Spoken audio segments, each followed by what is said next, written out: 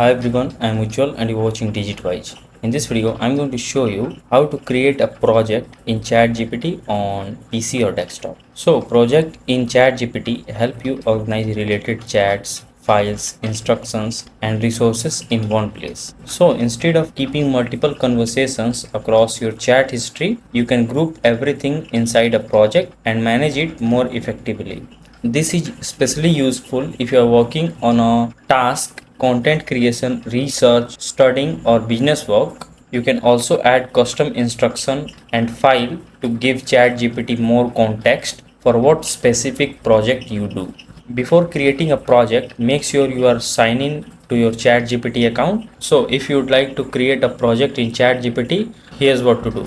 First open ChatGPT and now here in the left side pane find project section and here click on new project.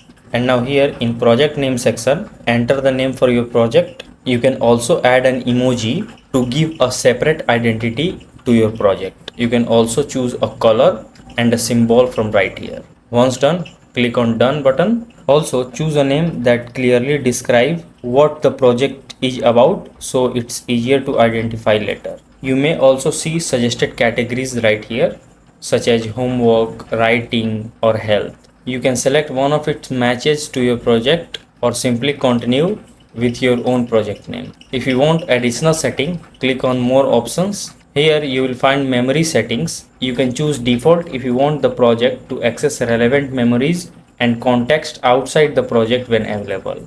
You may also see a project only option. This keeps the project's memory separate so the chats and the information inside the project stay isolated from the other conversations. So after selecting the setting, click on this done button. Now click on create project. ChatGPT will instantly create a new project and add it to project section. You can now start creating chat inside the project, upload file, add instruction and keep all related conversation organized in one place. So that's it. If this video helps you in any way, then do like it and subscribe to the channel. Thanks for watching.